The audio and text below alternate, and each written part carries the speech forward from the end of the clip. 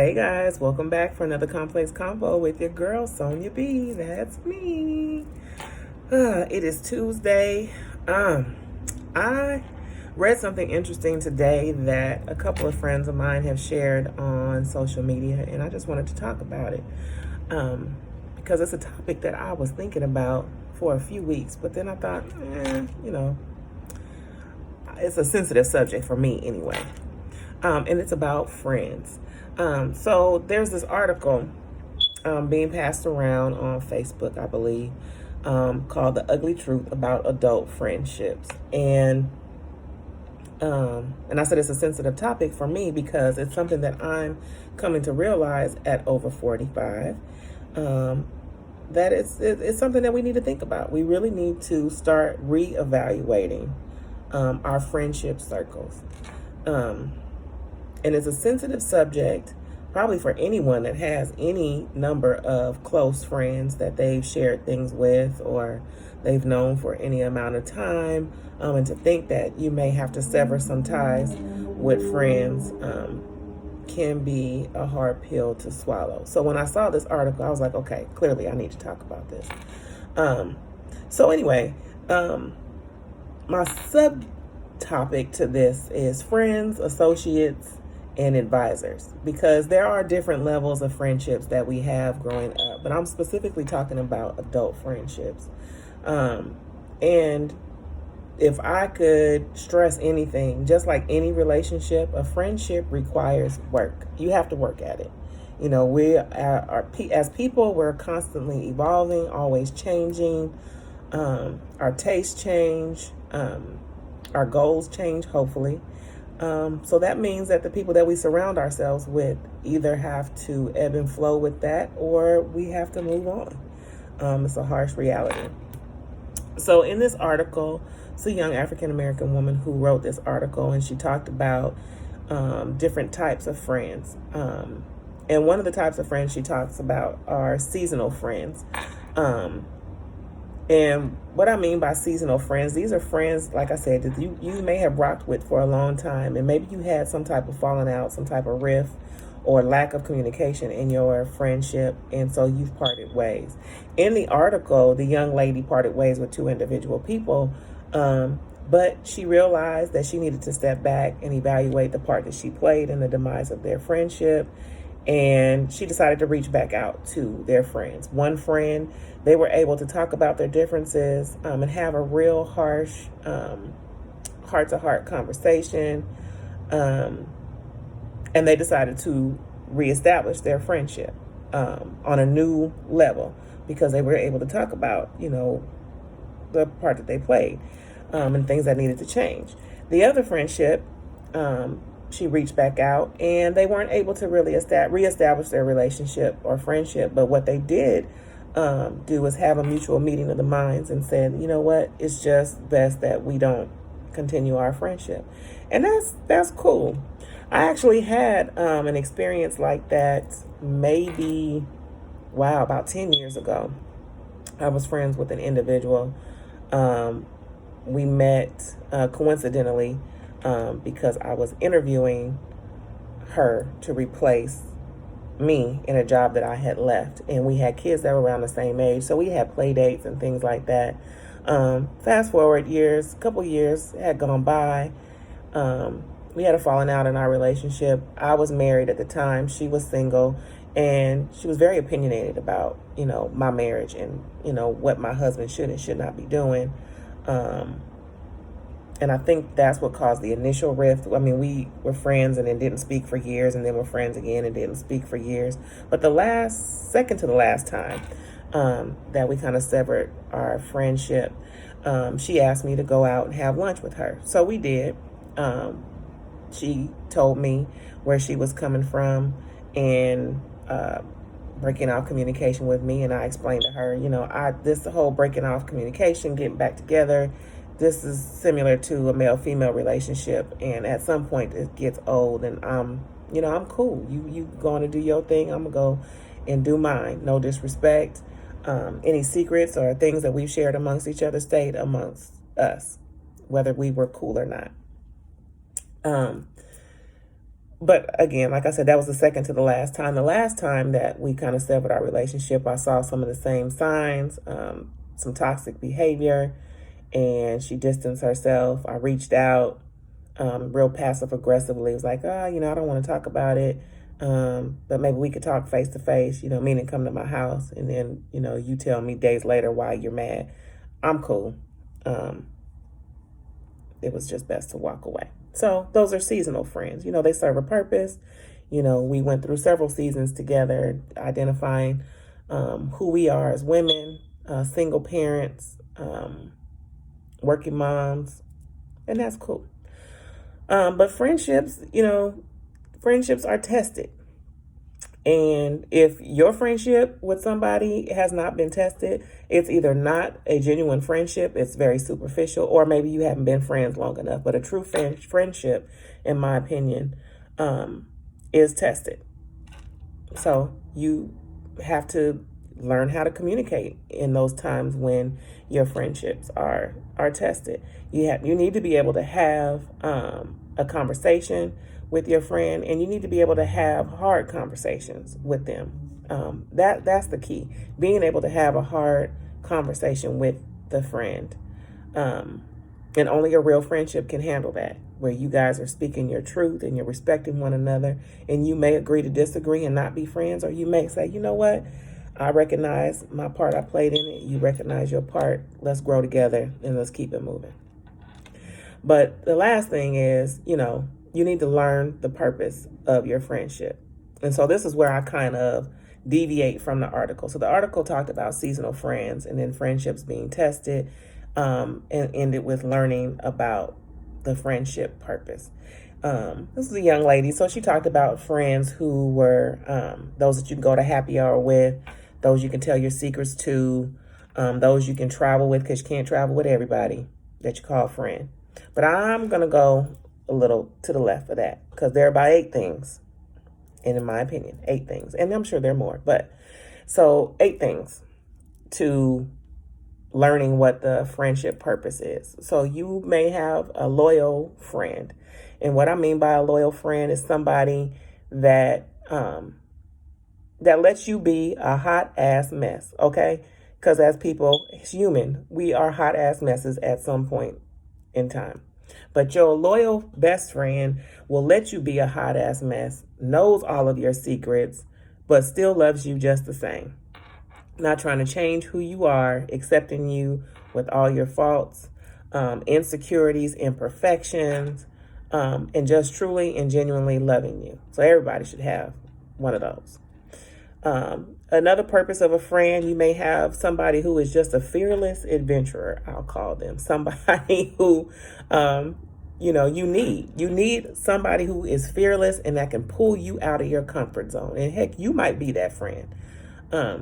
Somebody who can pull you out of your comfort zone or your shell, because I often go into my shell when I'm going through things.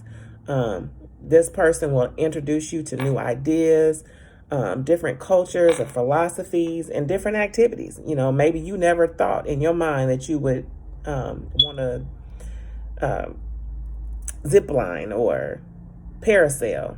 I was definitely afraid of heights for most of my life, and still have some fears, but I had to get over them to get on a plane, to travel for work. You go on vacation, you want to do activities. So you got to have that friend that, pull you out. They understand that you have these fears, but they want to introduce you to a new way of thinking, a new level of participating in activities, things like that. Then you need that brutally honest friend. That friend that will tell you the harsh truth, but in a constructive way. That makes a difference. Not somebody who's just going to tell you the harsh truth to hurt your feelings, because I know a few individuals like that. There's a way in which to deliver it. And people like this are hard to come by.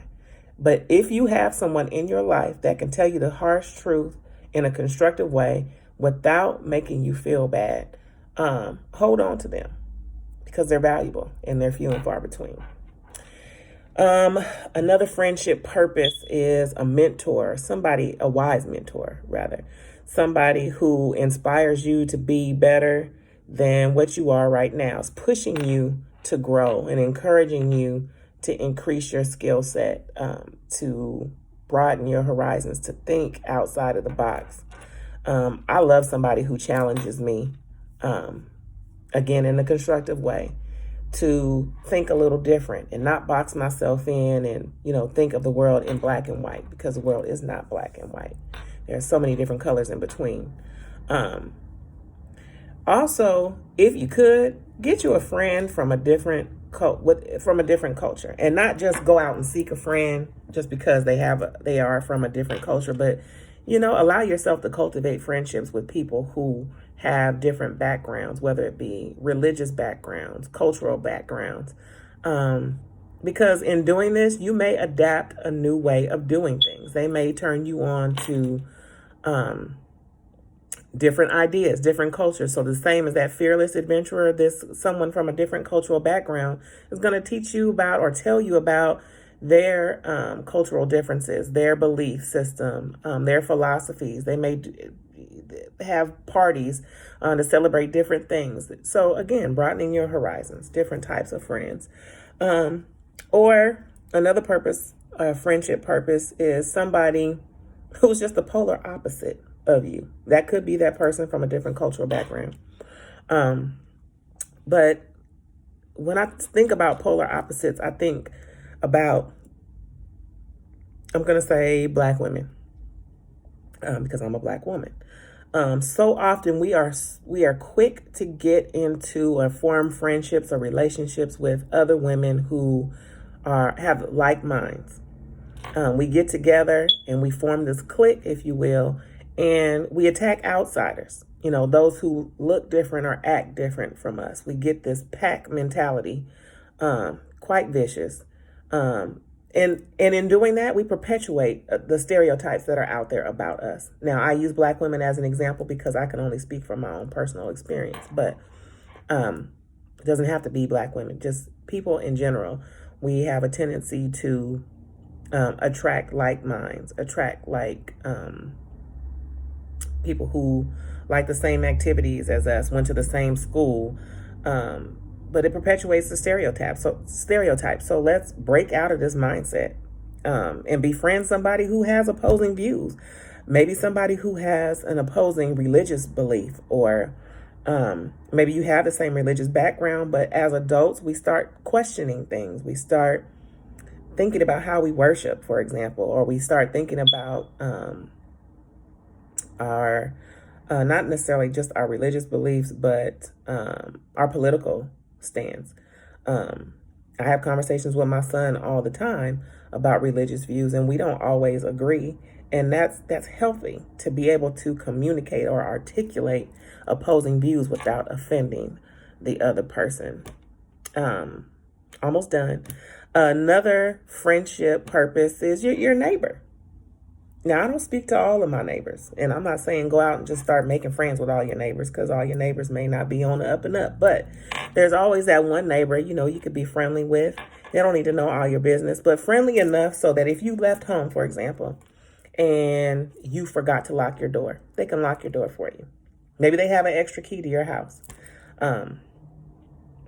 Or, is there a package outside? You might be out of town. You're not going to be back in time to bring it in the house. Somebody that can pick the package up for you, or you can have the package delivered to their house. It's nice to have a friendly neighbor. Again, just like that pack mentality. So often, we come and go with life. We leave home, we go to work, we come home, it's dark.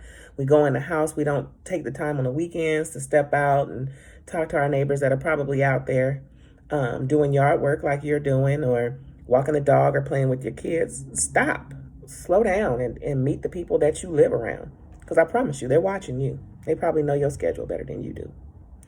And another friendship purpose is a work pal. This does not mean that you need to make or be best friends with people that you work with. But technically, you spend about 50% of your waking hours at work.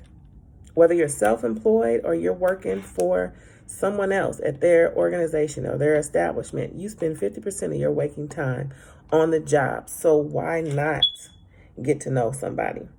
There's always somebody that, you get to know real good. You guys talk about common things. What you do this weekend? What are you doing? When you go on vacation, you come to work, you share your pictures. I know some people who are very impersonal. They don't have personal pictures of family or friends up because they don't want to share that with anybody that they work with. But come on now. At some point, you got to lift your head up, talk to the people that work around you. There's at least somebody, a good Judy, that you can talk to and shoot the shit with. So they don't have to be your friends, but it's just nice to have somebody you can chat with, at least during lunch.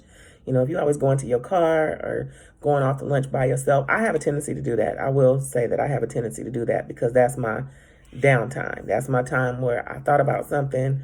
I want to go and write. I've gone to my car to do praise and worship. I've gone to my car to have private conversations. Hey, boo. um, but, yeah, every now and then communicate. You know, you never know. You guys might connect outside of work and have a good time. Done that. Cultivate those friendships. But there are different levels of friendships as adults. And when you're in elementary school, preschool, high school, you don't think about any of this. You really don't. But really, as adults, we need to think about, you know, we need to be able to differentiate the types of friends that we have in our life. Not just having one loyal best friend and that be it, because not one person can serve all those purposes. But hey, if you're grown and you're thinking about, God, is my friendship really worth all this strife? You know, you might want to reevaluate your friendship circle. Does that friend fall in any of these categories? If they do, acknowledge that and keep it moving. I know you probably hear that. That's been bothering me, but not my alarm. Anywho, I think I've talked enough. But friends, associates, advisors, what's your friendship purpose? Are you a good friend? First of all, are you a good friend? Are you the loyal friend? Are you the fearless adventurer? Are you the brutally honest one? Are you that friend from a different culture? Do you bring something different to the table which can expand your friends' horizons? Think about it. What purpose do you serve in your friendship circle? Until next time, I'm out.